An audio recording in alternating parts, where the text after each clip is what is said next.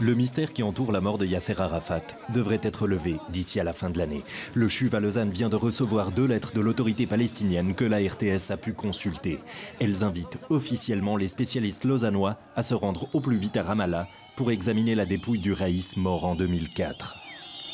Pour nous, c'est très clair. Toute la correspondance que nous avons eue avec l'autorité nationale palestinienne montre qu'ils sont prêts à agir très rapidement et de manière pleinement coopérative. Nos experts sont intéressés pour autant que les critères d'indépendance, de transparence et de crédibilité de leur action puissent être garantis.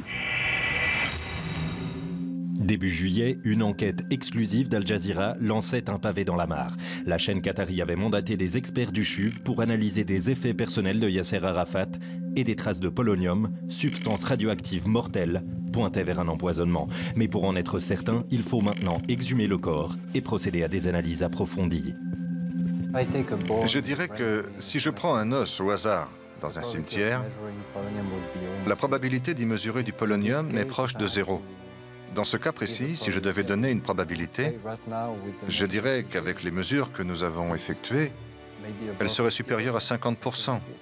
Elle n'est certainement pas de 99%, mais elle dépasse les 50%. Les experts du CHUV se tiennent prêts à partir, mais ils attendent depuis 2 semaines le feu vert de la veuve de Yasser Arafat. La RTS l'a appris aujourd'hui, Souha Arafat a donné sa réponse. La réponse de Mme Arafat. Et oui, je vous rappelle que c'est elle qui a voulu cette enquête, c'est elle qui l'anime, c'est elle qui la propulse. Et puis la conséquence serait que nous irons à Ramallah. Il faudrait que nous puissions y arriver dans le mois qui va venir.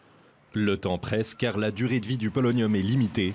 S'ils parviennent à partir pour Ramallah dans les jours qui viennent, les experts du CHUV seront en mesure de communiquer des résultats d'ici à la fin de l'année. On saura alors de quoi est mort Yasser Arafat.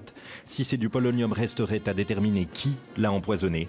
Une question autrement plus épineuse.